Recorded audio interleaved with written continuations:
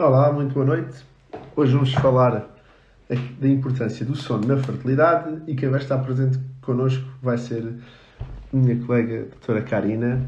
Espero que ela entre em breve. Hoje vai ser assim um dia um bocadinho diferente porque está a jogar Portugal, só que por múltiplos motivos.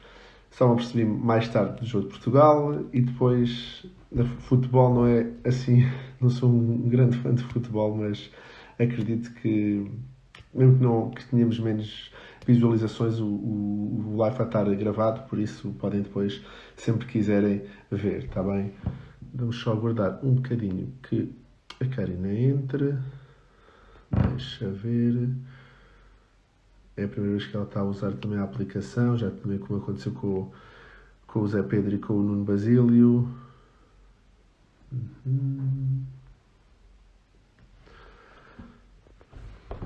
Deixa-me só ver se encontro.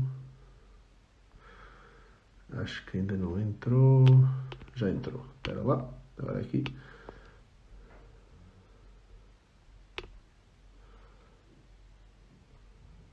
Ok, enviar pedido. Vamos ver se conseguimos. Estou? Acho que sim. Pois, já cá está. Olá, Karina. Olá! Obrigado por teres aceito aqui participar neste live, está bem? Já agora apresento a Karina. A Karina nós conhecemos, fazemos parte do mesmo grupo de estudantes de doutoramento, estamos a tirar o doutoramento na Escola Nacional de Saúde Pública, fazemos parte da mesma turma. No primeiro ano foi aquele ano que tivemos mais presentes um com o outro, que foi na Escola Nacional de Saúde Pública, e depois agora aos próximos anos é um bocadinho de trabalho individual e entre as equipas que nos dedicamos. E a Karina é médica e especializou-se dentro da sua especialidade na área do sono, certo? Se quiseres fazer um bocadinho da apresentação, apresentar-te. Ok, em primeiro lugar, Miguel, muito obrigada pelo convite. É sempre um prazer estar a falar contigo em qualquer circunstância e certamente aqui espero que possamos trazer também alguma mais-valia para os teus seguidores. O meu nome é Karina Fernandes, eu sou médica, sou neurologista e realmente, tal como o Miguel disse, ao longo da minha formação como neurologista e mesmo depois subespecializei-me em medicina do sono, tendo feito formação cá dentro e lá fora, e depois obtive certificações nessa área e agora mais recentemente, em termos até de estudos, estou a tentar estudar uma parte específica que tem a ver com os ritmos circadianos e a disrupção dos ritmos circadianos relacionada com aspectos ocupacionais. E pronto, e é nessa qualidade que estou aqui hoje para falar com o Miguel. É isso que vamos falar um bocadinho. O sono é um dos temas que eu falo algumas vezes, porque eu comecei mais ou menos há um ano, há menos de um ano, a produzir conteúdo dentro da área da fertilidade e existem vários estudos e métodos que falam da importância do sono. Um deles é o método Fertility, que é de uma colega nossa. Eu vou até virar a câmera para recordarem. É o método Fertility, que basicamente tem 11 pilares e um dos pilares, como está aqui, faz parte do sono, está bem? A questão outra das questões, só para nós revermos aqui o que é que acontece. Dentro do ciclo menstrual, e nós temos aqui, resumo o ciclo menstrual e o recrutamento folicular, a mulher quando nasce, já nasce com a sua reserva ovárica para o resto da vida. E em cada mês há um folículo que é recrutado e que há a ovulação. E após a ovulação, o óvulo vai para a trompa, fecunde com o espermatozoide, dá o embrião e depois implanta. O sono influencia aqui várias áreas, tanto do ponto de vista de recrutamento folicular, reserva ovárica, como do próprio ovulação e a qualidade espermática. Vamos virar aqui a câmera outra vez. E era um bocadinho por aí que queríamos que nós falássemos um bocadinho do sono e da importância do sono na fertilidade. Tivemos 3 perguntas neste live, na divulgação, mas o que é que às vezes nós começámos a falar, tipo, o que é o sono e porque é que nós precisamos de dormir? Pode ser. O sono é, no fundo, é uma função vital, não é? Portanto, tão vital como a alimentação, entre outras. E há muitos aspectos acerca do sono que ainda não conhecemos, até porque todo o conhecimento acerca da medicina do sono e da ciência do sono tem sido até muito recentes na medicina, muito novos. comparativamente a outras áreas e, portanto, há muitas coisas que nós não conhecemos.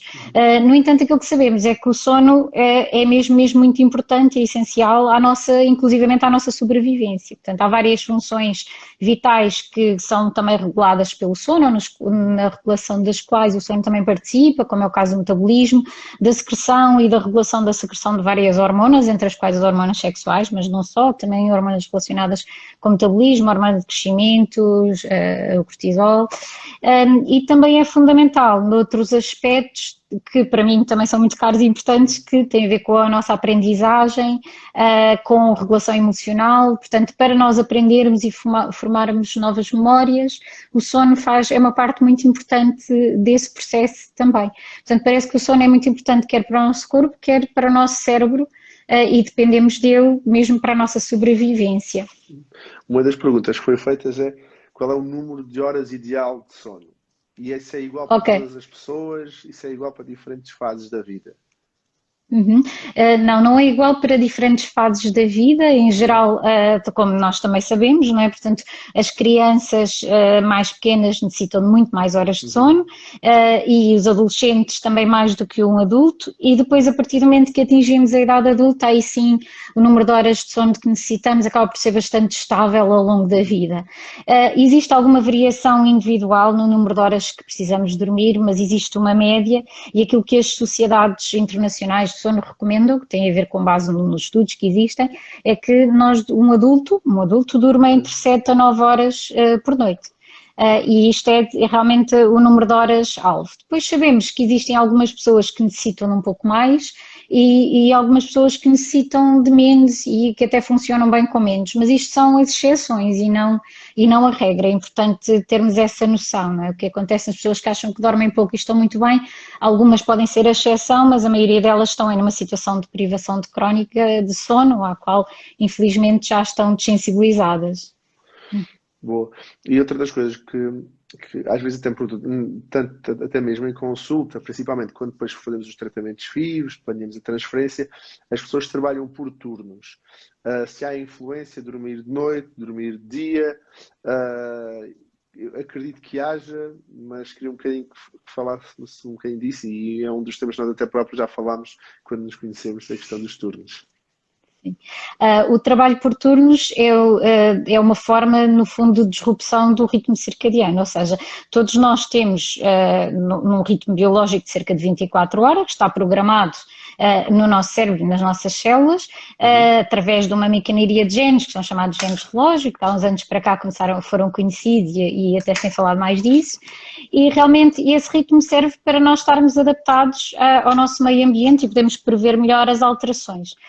Nós somos animais diurnos e, portanto, o nosso ritmo biológico de cerca de 24 horas faz com que nós estejamos mais alerta durante o período diurno e tendencialmente mais sonolentos ou mais propensos para dormir no período noturno, e no fundo isto regula não apenas o sono e a vigília, que são no fundo é um dos aspectos mais importantes do ritmo circadiano, mas também o metabolismo e muitas outras funções.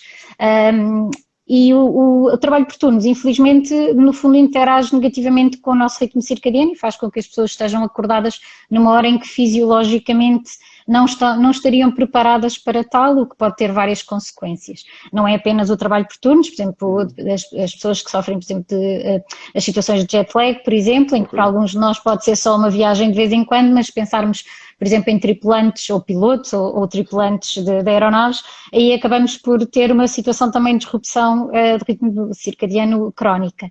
Isto acaba por ter consequências negativas, não apenas nos níveis de alerta e nos níveis de sonolência, que não acontecem quando desejamos, mas também no desempenho nas tarefas, quer no trabalho, quer às vezes depois quando chegamos à nossa vida pessoal e queremos desempenhá-las, quer também em termos de metabolismo e de regulação cardiovascular e na fertilidade. Também os estudos entre o sono e a fertilidade têm sido muito recentes, não é, como tu sabes, mas das populações mais estudadas são realmente os trabalhadores por turnos, não é?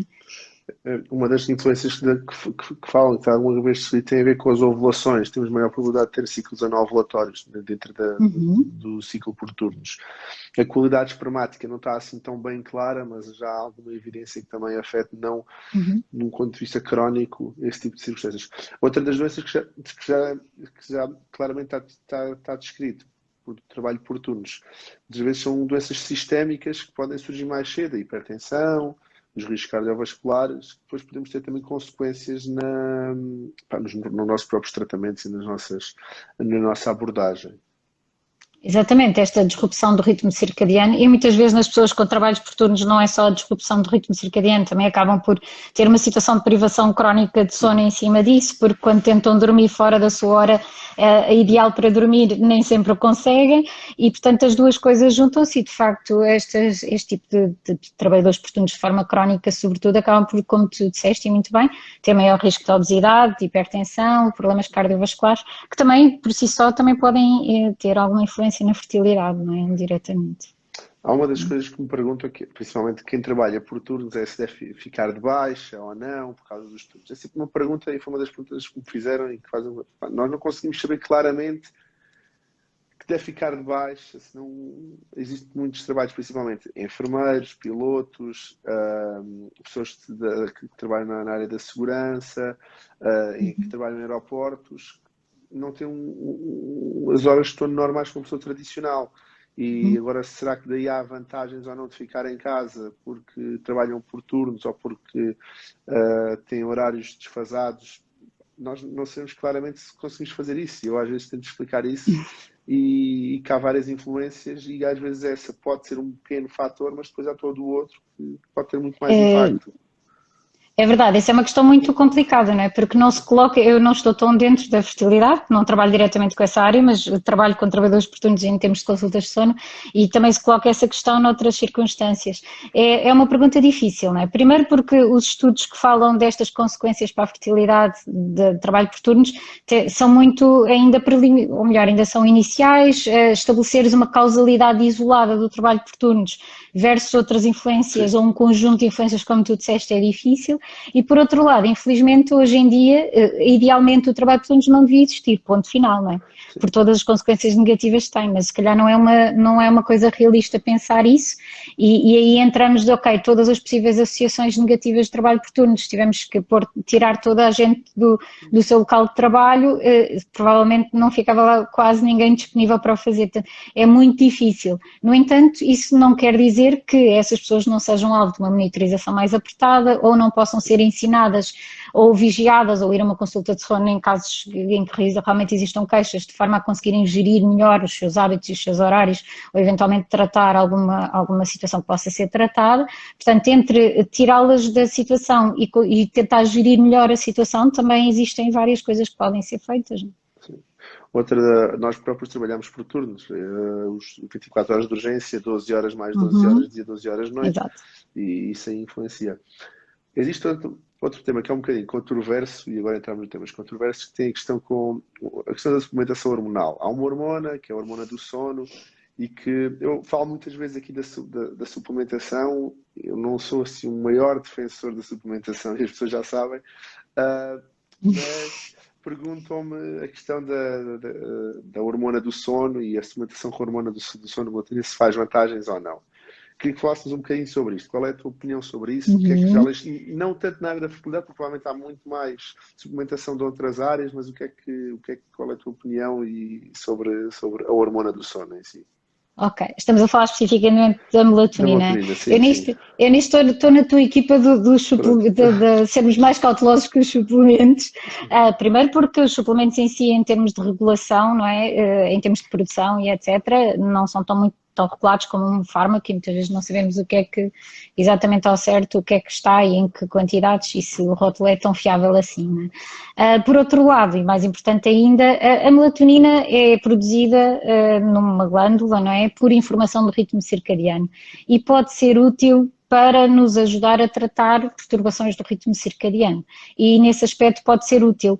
Agora, usar uma suplementação de melatonina cega pode até inclusivamente ter um efeito deletério porque dependendo da fase do ciclo, do ritmo do ciclo das 24 horas em que estamos, naquele momento em que vamos tomar a melatonina, assim podemos estar a mexer nesse ritmo de uma forma que até pode ser negativa. Portanto, a suplementação cega com melatonina pode até inclusivamente ser nefasta e produzir os efeitos contrários àqueles que desejamos em termos de qualidade de sono ou outras coisas, né? E, portanto, eu acho que não há propriamente um motivo para ser tomada de forma cega e deve ser tomada em casos muito selecionados e com indicação médica, penso eu. E outra das coisas que o que acontece é que depois as pessoas que tomam com esse tipo de suplementação não vão tomar só a melatonina, chegam às vezes à consulta a tomar 5 ou 6 vitaminas separadas, e entre os quais a melatonina. E isso tudo junto pode trazer mesmo os efeitos deletários e nós não sabemos depois qual é que é a causa, o que é que causa o quê e qual é que causa o efeito secundário, problemas hepáticos, renais, por isso convém termos algum cuidado relativamente à suplementação. Sim, concordo inteiramente. Lá está, os suplementos não são regulados pelo Infarmed, não é? Pelo menos os suplementos que se vendem de forma livre e muitas vezes, de facto, não temos a certeza qual é o efeito que eles vão produzir, não temos a certeza que outras substâncias é que podem estar e, de facto, os suplementos devem ser tomados essencialmente quando existe a prova de que eles são necessários ou por determinados sintomas ou por determinados valores analíticos, não é? Portanto, eu também tendo a ser cautelosa com os suplementos e acho que os doentes os doentes, as pessoas em geral devem ser também, não é? E quando estamos a falar em fertilidade e uma pessoa que pretende engravidar, acho que deve ter ainda mais cuidado, não é? Com tudo isso. De resto, tínhamos mais ou menos abordado estes temas que estava a pensar falarmos. Agora, tipo, recomendações para casa. O que é que recomendas para melhorar o sono ou para melhorarmos o estado geral e impulsionarmos melhores estilos de sono? Sim, eu acho que em primeiro lugar o nosso sono tem ficado, agora felizmente começa a ser melhor, outra vez dado alguma prioridade ao sono, ficou um pouco para trás, não é? Porque temos entretenimento e coisas para fazer em 24 horas se fosse preciso. Portanto, eu acho que a primeira coisa que temos que fazer é perceber que o sono tem que ser uma prioridade na nossa vida, não é? É como tentarmos ter uma alimentação saudável ou praticar exercício físico, é mais um pilar de estilo de vida saudável e devemos dar-lhe prioridade. Acho que isso é a primeira coisa. Em segundo lugar, ao termos horários de sono, dormirmos um número de horas suficiente, não é? Portanto, entre as 7 e as 9 horas idealmente, de forma consistente. Ter horários de sono regulares é das melhores coisas que nós podemos fazer também pela qualidade do nosso sono. Portanto, o número de horas suficiente em horários o mais semelhantes possível todos os dias, incluindo ao fim de semana, que não quer dizer que não haja alguma variação, mas o mais regular possível. Isso é uma das coisas que nós conseguimos fazer para termos um sono, vamos favorecer os mecanismos que regulam o nosso sono, como o ritmo circadiano e outros processos, e isso acaba por ser muito positivo. Uma outra coisa, além de termos obviamente um quarto confortável, sem barulho, etc., é percebermos que há coisas que nós podemos, se fizermos ao final do dia ou muito perto da hora de deitar, que podem diminuir a nossa probabilidade de ter um sono repousado, não é? Ou de iniciar o sono, como é o caso do uso de ecrãs que emitam luz azul, muita luz no espectro do azul, como é o caso dos smartphones e dos telemóveis, dos tablets e dos computadores. Portanto, evitar, não trabalhar muito perto da hora de deitar, porque vamos estar muito ativados e vai aumentar os nossos níveis de stress.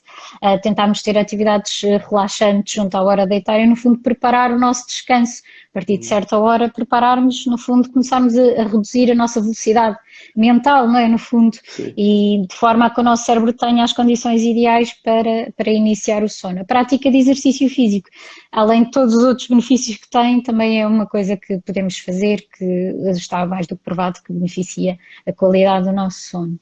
E conjugar as duas coisas é ótimo. Olha, muito obrigado, Exatamente. Obrigado por ter estado e aceitado aí este desafio deste live. Já sabem, há alguma coisa que precisem também podem perguntar e nós respondemos. Durante este live, era o que eu estava a dizer, geralmente quando eu faço lives sozinhos, existem imensas perguntas. Houve aqui um agradecimento, muito obrigado por a mensagem que recebi aqui.